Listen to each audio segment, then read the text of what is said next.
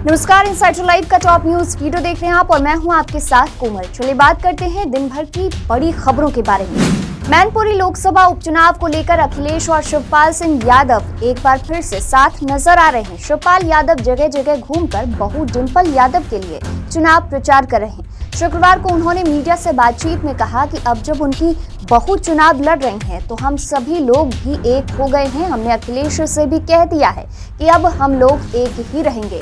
डिंपल ने कहा था कि अब एक साथ ही रहना है, तो हमने भी डिंपल से कह दिया कि अगर अखिलेश गड़बड़ करे तो तुम्हें मेरे साथ ही रहना है, तुम ही गवाह हो।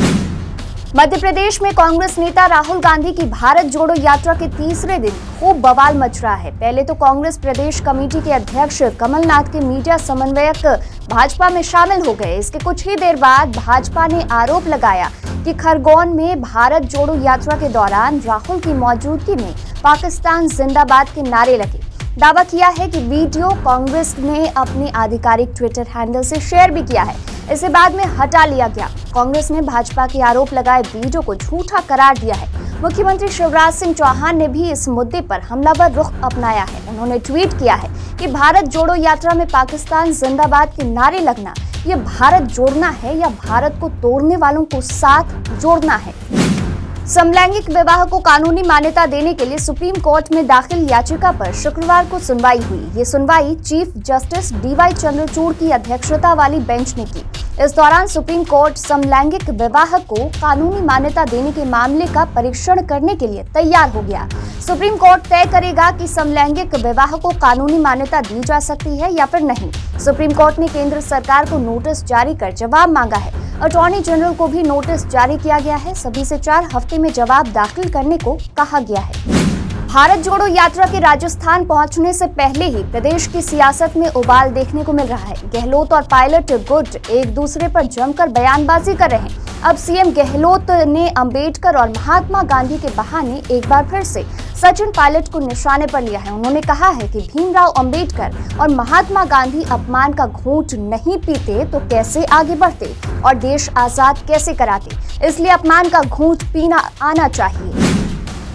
वहीं राजस्थान के मुख्यमंत्री अशोक गहलोत ने सचिन पायलट पर जो टिप्पणी की उसे कांग्रेस भी चकित है। कांग्रेस के मीडिया विभाग के प्रमुख जयराम रमेश को कहना पड़ा कि कांग्रेस में डर का माहौल नहीं है, हमारा हाईकमान तानाशाह नहीं है, पार्टी के नेता जो मन में आते हैं वो बोल रहे हैं।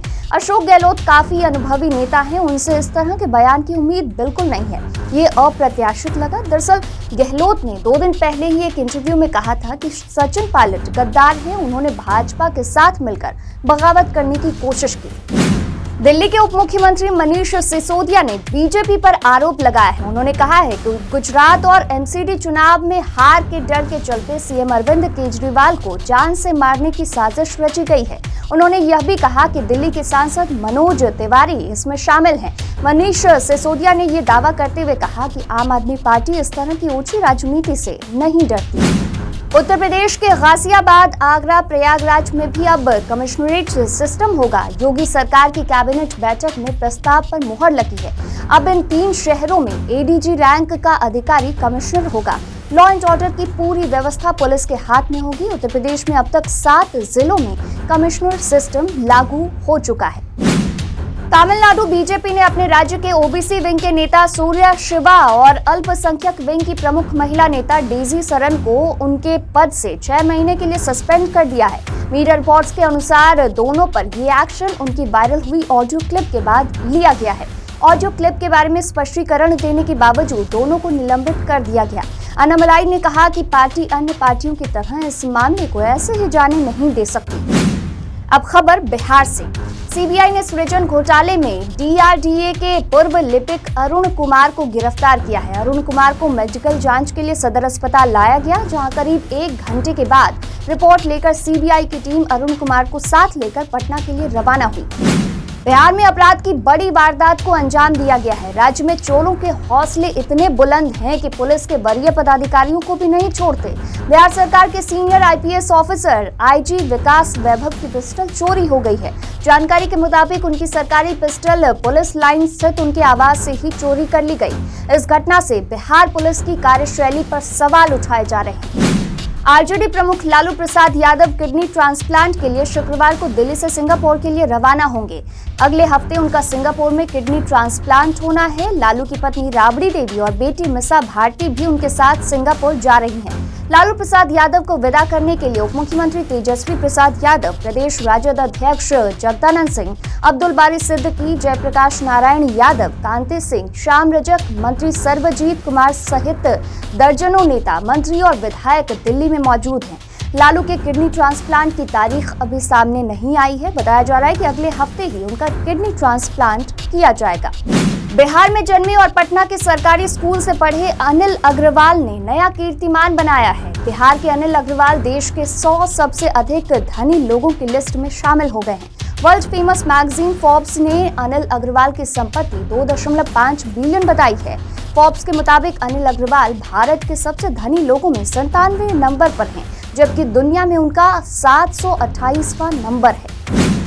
अब खबर मनोरंजन जगत से। बॉलीवुड के शहंशाह अमिताभ बच्चन का नाम, उनकी आवाज और फोटो को अब बिना परमिशन के कोई इस्तेमाल नहीं कर सकेगा। दिल्ली हाईकोर्ट ने शुक्रवार को ये आदेश जारी किया है। अमिताभ ने दिल्ली हाईकोर्ट में अपील की है। इसमें उनकी पर्सनालिटी, आवाज और नाम को प्रोटेक्ट करने की गुहार लगाई गई। अमिताभ बच्चन ने फर्जी कौन बनेगा करोड़पति लॉटरी घोटाले में उनकी तस्वीरों और आवाज का उपयोग करने के खिलाफ अपने प्रचार अधिकारों की ही सुरक्षा की मांग की थी। अब खबर खेल जगत से। न्यूजीलैंड ने भारतीय टीम को वनडे सीरीज के पहले मुकाबले में 7 विकेट से हरा दिया है। टीम इंडिया ने 307 रनों का लक्ष्य रखा था। शुरुआत में विकेट गिरे और दबाव बनने लगा तो लगा भारत ये मैच जीत लेगा, लेकिन कप्तान केन विलियमसन और टॉम लैथम ने धीमी शुरुआत के बाद गजब की बैटिंग की और पासा पलट दिया। टॉम लैथम ने शानदार सेंचुरी जड़ी तो केन विलियमसन हाफ सेंचुरी बनाकर नाबाद रहे।